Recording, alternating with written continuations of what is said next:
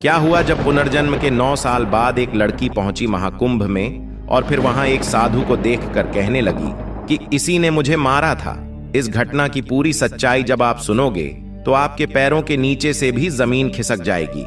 Video की शुरुआत करने से पहले महादेव के सच्चे भक्त वीडियो को लाइक कर दें और कमेंट बॉक्स में हर हर महादेव जरूर लिखें। दोस्तों, इस घटना की शुरुआत होती है राजस्थान के शिवपुरा जिले से, जहां बसंत जी परमार और उनकी पत्नी मीनाक्षी परमार रहा करते थे।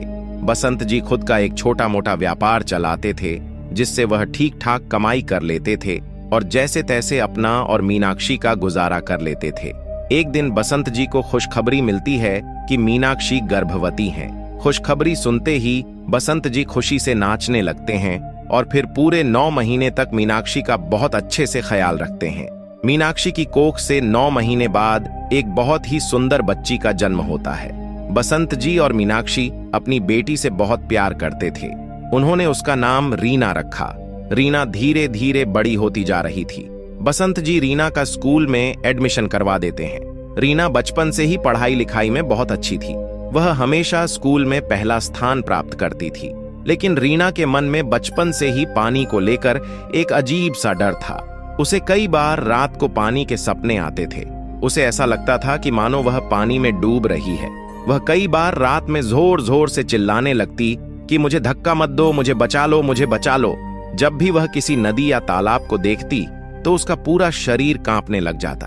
बसंत जी ने कई बार कई सारे डॉक्टरों से इस बारे में बात की और रीना का इलाज करवाने की बहुत कोशिश की, लेकिन डॉक्टरों को भी इस तकलीफ के बारे में कुछ समझ नहीं आ रहा था। बसंत जी और उनकी पत्नी रीना को लेकर अब बहुत ज्यादा चिंतित रहने लगे थे, क्योंकि जब भी रीना किसी नदी या तालाब को देखती वह बेहोशी की हालत में आ जाती थी और उसकी तबीयत अचानक से बहुत ज्यादा बिगड़ने लगती थी, मानो जैसे कोई उसे जबरदस्ती नदी में धक्का दे रहा हो। वह अजीब बर्ताव करने लगती थी और वहां से भागने लगती थी। दोनों पति पत्नी को समझ नहीं आ रहा था कि आखिरकार रीना के मन में ऐसा कौन सा डर है जो उसे आज तक परेशान कर रहा है। बसंत जी ने कई बार रीना से बात करने की कोशिश की, लेकिन रीना को भी उस डर के बारे में कुछ पता नहीं चल पा रहा था। वह बस इतना ही कहती थी कि जैसे ही मैं पानी के सामने जाती हूँ मुझे पता नहीं क्या होता है।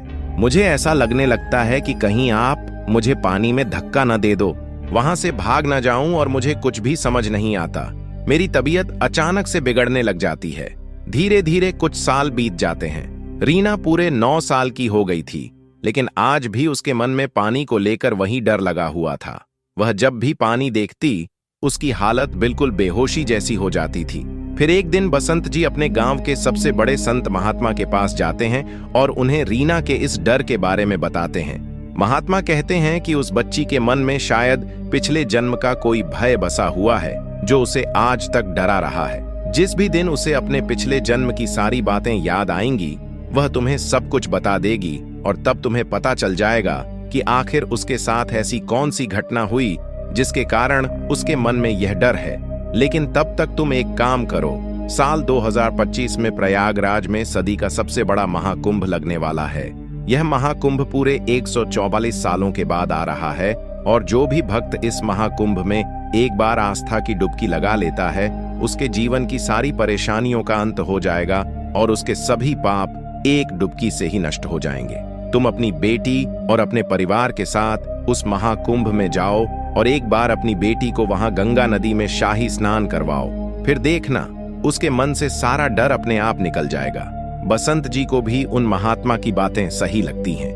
वह सोचते हैं कि मैं अपने परिवार के साथ महाकुंभ में जाऊंगा, महाकुंभ का लाभ भी उठाऊंगा, शाही स्नान भी होगा और सभी साधु संतों के आशीर्वाद से मेरी बेटी के मन में जो भी डर है वह भी दूर हो जाएगा।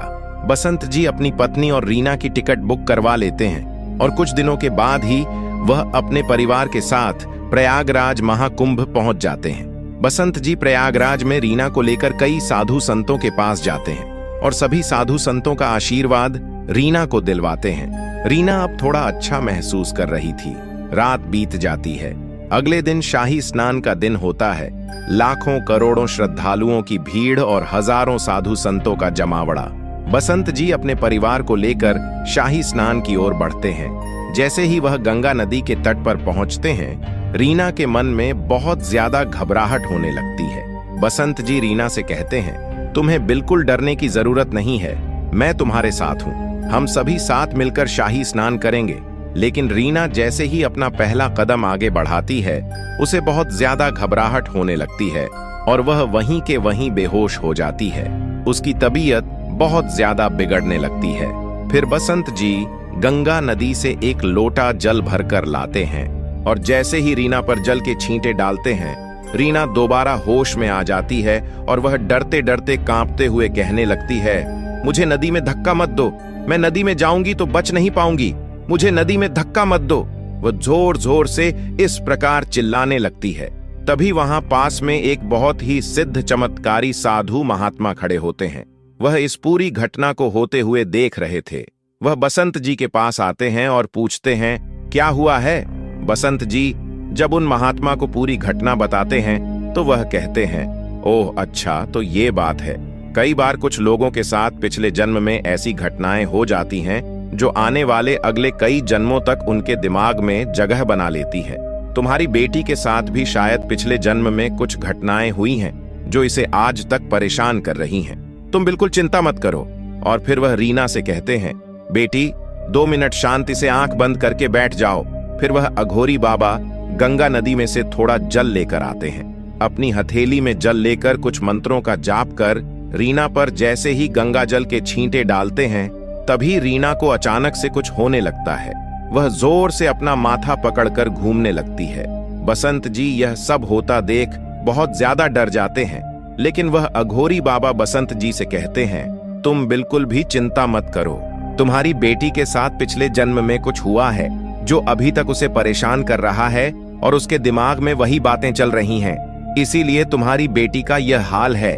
कुछ मिनट बाद जैसे ही रीना होश में आती है, वह वापस से चिल्लाने लगती है, मुझे नदी में धक्का मत दो, मैं तुम्हारे हाथ जोड़ती हूँ, मैं तुम्हारे पैर पड़ती हूँ। तब बसंत शांति से अपनी बेटी को पकड़कर उससे पूछने लगते हैं, क्या हुआ है, तुम इतनी डरी हुई क्यों हो? तब रीना कहने लगती है, मैं 25 साल की एक लड़की थी और मुझे धोखे से पानी में धक्का दिया गया। नदी में डूबने के कारण मेरी मृत्यु हो गई थी। मेरा नाम सुनीता है और मेरे कातिल का नाम रमेश है, जिसने मुझे जबरदस्ती पानी में धक्का देकर मेरा जीवन समाप्त कर दिया था। फिर वहां खड़े अघोरी बाबा रीना से बात करने लगते हैं और पूछते हैं, बेटी तुम किस गांव में रहा करती थी? हमें पूरा सच बताओ, तुम्हारे साथ क्या हुआ था? पूरी घटना की हमें सही जानकारी दो। तब रीना कहती है, मैं उत्तर प्रदेश के शिवगढ़ जिले में रहा करती थी। बचपन में ही रमेश से मेरे घर वालों ने मेरा बाल विवाह करवा दिया था, लेकिन जब मैं रमेश के साथ धीरे धीरे रहने लगी तो मुझे पता चलने लगा कि वह एक बहुत ही बुरा लड़का था। वो बहुत ज्यादा नशा करता था और बहुत ज्यादा जुआ खेलता था। रमेश ने धीरे धीरे जुए में हमारी सारी जमा पूंजी समाप्त कर दी थी। हमारा घर भी बिक चुका था। हमारे पास रहने को घर भी नहीं था। हम किराए के मकान में रहा करते थे। रमेश हर दिन मुझसे बहुत ज्यादा लड़ाई झगड़ा करता था, लेकिन फिर भी मैं जैसे तैसे रमेश का साथ निभा रही थी।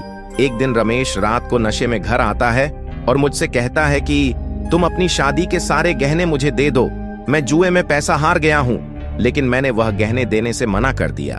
उस बात पर हमारा बहुत बड़ा झगड़ा हुआ और फिर अगले दिन सुबह के समय रमेश मुझे गांव की नदी के किनारे पर घुमाने के लिए ले जाता है। हम दोनों वहीं नदी किनारे घूम रहे थे। तभी मौका देखते ही रमेश अचानक से मुझे नदी में धक्का दे देता है। मुझे तैरना नहीं आता था और फिर मैं उस नदी के प्रवाह में बह जाती हूँ। रीना जैसे ही यह सच बोलकर अपनी आंखें खोलती है तो बसंत जी और वह अघोरी बाबा एक दूसरे को देखने लगते हैं। फिर अघोरी बाबा बसंत जी को बताते हैं कि इस बच्ची का तुम्हारे परिवार में पुनर्जन्म हुआ है। इसके साथ पिछले जन्म में जो घटना हुई वह आज तक इसे परेशान कर रही है, क्योंकि इस बच्ची को आज तक न्याय नहीं मिला है। ये बेटी तो तुम्हारी ही है, लेकिन इसके मन में पिछले जन्म की कुछ यादें हैं। शायद जब इसे न्याय मिलेगा तो इसे शांति मिलेगी और इसके दिमाग में से वह यादें और डर निकल जाएगा। फिर अघोरी बाबा कुछ मंत्र बोलकर गंगा जल के छींटे रीना पर डालते हैं और वहां से चले जाते हैं। अब बसंत जी बहुत ज्यादा परेशान थे। उन्हें समझ नहीं आ रहा था कि आखिर क्या किया जाए। फिर वह सोचते हैं कि रीना ने जो पता बताया है उसी पते पर जाना चाहिए। इसके बाद बसंत जी अपने परिवार के साथ रीना को लेकर उत्तर प्रदेश के शिवगढ़ गांव में जाते हैं, लेकिन वह पहले पुलिस स्टेशन जाते हैं और पता करते हैं कि आज से 9-10 साल पहले किसी लड़की के डूबने की कोई रिपोर्ट दर्ज हुई थी या नहीं। तब उन्हें शिवगढ़ के पुलिस थाने से पता चलता है कि आज से ठीक 9 साल पहले सुनीता नाम की एक लड़की की गांव की नदी में डूबकर मौत हो गई थी और आज तक उसकी मौत की असली वजह पता नहीं चल पाई। शायद वह गलती से नदी में गिर गई थी और उसे तैरना नहीं आता था, इसलिए उसकी मौत हो गई। लेकिन बसंत जी पुलिस वालों को पूरी घटना के बारे में बताते हैं। पहले तो पुलिस वाले बसंत जी की बातों पर विश्वास नहीं करते, लेकिन फिर बसंत जी पूरी घटना को विस्तार से सही से समझाते हैं और रमेश का नाम बताते हैं कि किस प्रकार से रमेश जुए में पैसे हार गया था और किस प्रकार से उसने इस घटना को अंजाम दिया। तब पुलिस वालों को बसंत जी की बातों पर विश्वास होता है और वो रीना को लेकर उसी घर में जाते हैं जहां वो पहले रहा करती थी। रीना जैसे ही उस घर में पहुंचती है वह डरने लगती है, लेकिन उसे उस घर का पूरा रास्ता पता था। उसे उस घर के हर कमरे के बारे में पता था। पुलिस जैसे ही घर का दरवाजा खोलती है, सामने रमेश नशे की हालत में सोया होता है और सामने ही दीवार पर सुनीता की तस्वीर लगी होती है, जिस पर उसकी मृत्यु की दिनांक 9 साल पहले की लिखी होती है। रीना जैसे ही उस तस्वीर को देखती है वह चिल्लाने लगती है, यह मैं हूं, यह मैं हूं और इसी ने मुझे नदी में धक्का दिया था। पुलिस रमेश को वहीं के वहीं गिरफ्तार कर लेती है। रमेश कहने लगता है, यह झूठ है, यह लड़की झूठ बोल रही है। लेकिन पुलिस रमेश को लेकर थाने ले जाती है और उसका रिमांड लेती है। जब रमेश पुलिस की हिरासत में होता है और उससे पूछताछ शुरू होती है तो कुछ ही मिनटों में वह सच कबूल कर लेता है और कहता है, हाँ, यह 9 साल की लड़की सच कह रही है। मैं बहुत ज्यादा कर्ज में डूब गया था, अपना घर खेत सब कुछ बेच चुका था और मैंने अपनी पत्नी से उसके गहने मांगे थे क्योंकि मुझे कर्ज चुकाना था। लेकिन जब उसने गहने देने से मना कर दिया तो मैंने यह योजना बना ली कि मैं उसे नदी में धक्का दे दूंगा। अगले दिन मैं उसे गांव की नदी के पास घूमने ले गया और मौका देखकर मैंने उसे नदी में धक्का दे दिया। वह नदी के प्रवाह में काफी आगे बह गई थी। फिर मैं घर आया और तिजोरी से उसके सारे गहने चुरा लिए और जुए में वे भी हार गया। पुलिस जैसे ही यह सच सुनती है, रमेश के खिलाफ केस दर्ज कर देती है और फिर अदालत रमेश को उम्र कैद की सजा सुना देती है। रीना को जैसे ही यह खबर मिलती है वह बहुत खुश हो जाती है क्योंकि उसे न्याय मिल चुका था। वह वापस गांव की उसी नदी पर जाती है जहां रमेश ने उसे पिछले जन्म में धक्का दिया था और उस नदी को झुककर प्रणाम करती है। अब रीना के मन से धीरे धीरे पानी का डर जाने लगा था। वह धीरे धीरे अब नदी में स्नान करना प्रारंभ कर देती है। जब बसंत जी देखते हैं कि रीना के मन से पूरी तरह से पानी का डर निकल चुका है तो उन्हें बहुत खुशी होती है। वह अपनी बेटी को खुश देखकर बहुत खुश हो जाते हैं। दोस्तों, इस घटना को सुनकर आपको क्या लगता है? क्या पुनर्जन्म की इस प्रकार की घटनाएं आज भी हो सकती हैं? आप अपनी राय नीचे कमेंट बॉक्स में जरूर दें। साधु ने विदेशी महिला के साथ जो किया सुनकर होश उड़ जाएंगे। प्रयागराज में महाकुंभ मेला अपने चरम पर था। लाखों श्रद्धालु गंगा के तट पर डुबकी लगाकर पुण्य कमा रहे थे। चारों ओर साधु संतों का डेरा था। भजन कीर्तन की ध्वनि से वातावरण भक्तिमय बना हुआ था। भक्तों की भीड़, साधुओं की साधना और गंगा की पावन धारा सब कुछ अद्भुत था। लेकिन इस महाकुंभ के दौरान एक राज था जो इस भव्यता को दागदार बना सकता था।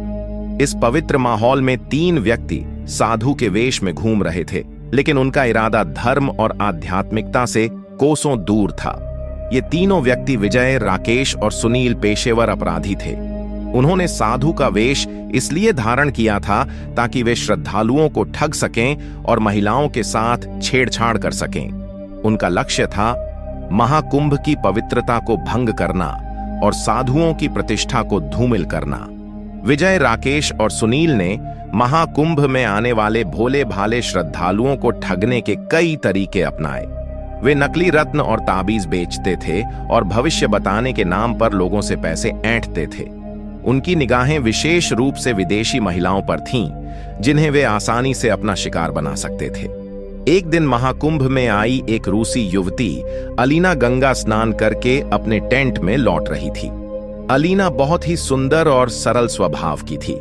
विजय, राकेश और सुनील की नजर उस पर पड़ी और उन्होंने उसे अपना शिकार बनाने का फैसला किया। जब अलीना अपने टेंट के पास पहुंची तो विजय, राकेश और सुनील ने उसे घेर लिया। उन्होंने उससे अश्लील बातें कहीं और उसे अपने साथ चलने के लिए कहा। अलीना बहुत डर गई और उसने मदद के लिए चिल्लाना शुरू कर दिया। अलीना की चीख सुनकर पास ही में खड़े एक पुलिस अधिकारी इंस्पेक्टर अजय की नजर उन पर पड़ी। इंस्पेक्टर अजय एक ईमानदार और कर्तव्यनिष्ठ पुलिस अधिकारी थे। उन्होंने तुरंत स्थिति को भांप लिया और अलीना को बचाने के लिए दौड़ पड़े। इंस्पेक्टर अजय ने तीनों नकली साधुओं को पकड़ लिया और उन्हें थाने ले गए। थाने में उन्होंने उनसे पूछताछ की। पहले तो वे तीनों अस्वीकार करते रहे, लेकिन जब इंस्पेक्टर अजय ने उनके खिलाफ सबूत दिखाए तो वे टूट गए और अपना जुर्म कबूल कर लिया। इंस्पेक्टर अजय ने तीनों अपराधियों को जेल में डाल दिया। अलीना ने इंस्पेक्टर अजय को धन्यवाद दिया और कहा कि उन्होंने उसकी जान बचाई। इस घटना के बाद महाकुंभ में सुरक्षा व्यवस्था और कड़ी कर दी गई। पुलिस ने सादे कपड़ों में अपने जवान तैनात किए ताकि ऐसे अपराधियों पर नजर रखी जा सके। इस घटना ने एक बार फिर साबित कर दिया कि समाज में कुछ ऐसे लोग होते हैं जो धर्म और आध्यात्मिकता का चोला ओढ़कर गलत काम करते हैं। हमें ऐसे लोगों से सावधान रहना चाहिए और उनकी असली पहचान उजागर करनी चाहिए। और दोस्तों, कैसा लगा आपको ये वीडियो? हमें कमेंट करके जरूर बताएं। अगर आपके मन में कोई सवाल है तो आप हमें कमेंट बॉक्स में पूछ सकते हैं।